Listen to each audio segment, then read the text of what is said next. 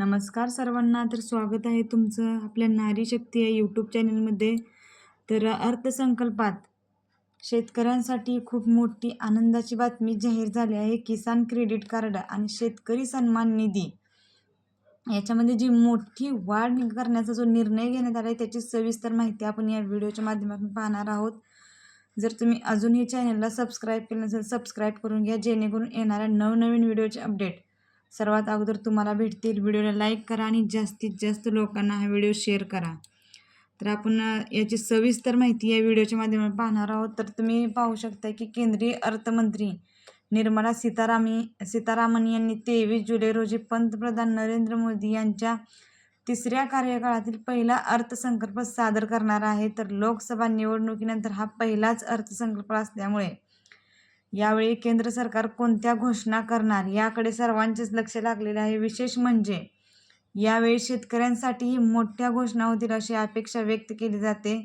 सरकार यावेळी PM शेतकरी सन्मान निधी योजनेतून दिल्या जाणाऱ्या आर्थिक मदतीत वाढ करणार का, असेच या निमित्ताने विचारले जात आहे. तर केंद्र सरकारने शेतकऱ्यांसाठी 4 महत्त्वाचे निर्णय घेण्याची शक्यता व्यक्त केली जात आहे. तर ते 4 महत्त्वाचे निर्णय कोणते हे आपण या व्हिडिओच्या माध्यमातून जाणून घेणारच आहोत. तर PM किसान योजनेसंदर्भात खूप मोठी अपडेट आलेली आहे. तुम्ही पाहू शकता की स्क्रीनवर PM किसान योजनेबद्दल खूपच महत्त्वाचा निर्णय केंद्र सरकारने घेतलेला आहे. शेतकरी सन्मान निधीमध्ये होणार वाढ. केंद्र सरकारच्या यावेळी शेतकऱ्यांसाठी महत्त्वाचे 4 निर्णय घेण्याची दाट शक्यता आहे.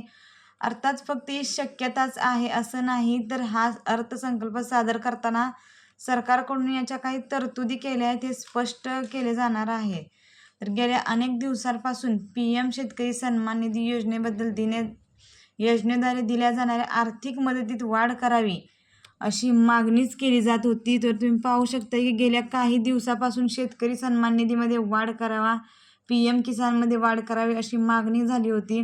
तर या योजनेच्या माध्यमातून सध्या शेतकऱ्यांना वर्षाला 6,000 रुपयांची मदत केली जाते. वाढती महागाई आणि वाढता खर्च लक्षात घेता ही मदत 8,000 रुपयापर्यंत वाढवावी अशी मागणी होत आहे. तर त्यामुळे सरकार या अर्थसंकल्पात शेतकऱ्यांना मिळणारा शेतकरी सन्मान निधी 8,000 रुपयेपर्यंत वाढवण्याची शक्यता व्यक्त केली जात आहे. तर अजून एक अपडेट समोर आलेले आहे की शेतकरी किसान कार्ड जो आहे तर त्या शेतकऱ्यांना सुद्धा एक योजना चालू करणार आहे. तर ती कशा पद्धतीने आहे याची सविस्तर माहिती आपण जाणून घेऊया. तर पहा, किसान क्रेडिट कार्ड संदर्भात ही खूप मोठी घोषणा होण्याची शक्यता आहे. सद्यस्थितीला किसान क्रेडिट कार्डच्या माध्यमातून शेतकऱ्यांना 3 लाख रुपयापर्यंतचे कर्ज दिले जाते. त्यासाठी 7% व्याजदर आकारला जातो. विशेष म्हणजे किसान क्रेडिट कार्डच्या माध्यमातून देण्यात आलेल्या कर्जावरील व्याजावर सरकारमार्फत 3% अनुदानही दिले जाते. म्हणजेच शेतकऱ्यांना हे व्याज जे आहे हे फक्त 4% दराने मिळते. तर 4% व्याज दराने त्यांना हे जे अनुदान भेटणार आहे ही महागाई आणि शेतीच्या खर्चातील वाढ लक्षात घेऊन कर्जाची ही रक्कम 4 ते 5 लाख रुपये केली जाऊ शकते. तर तशी शक्यता ही उद्याच्या अर्थसंकल्पात व्यक्त केली जाणार आहे. तर सौर कृषी पंपाबाबत ही घोषणा करण्यात आली आहे.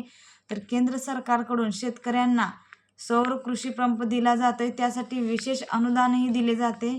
सौर कृषी पंपातून निर्माण होणाऱ्या विजेचा वापर हा चारा कापणे, गिरणी चालवणे तसेच इतर घरगुती कामासाठी केला जावा असं शेतकऱ्यांना वाटते. तर शेतकऱ्यांच्या याच मागणी संदर्भात केंद्र सरकारनेही काही तरतुदी करणारच आहे. उद्याच्या अर्थसंकल्पात तुम्ही पाहू शकताय की शेतकऱ्यांसाठी केंद्र सरकार कोणत्या अर्थसंकल्पना सादर करणार आहेत हे आपण पाहणारच आहोत.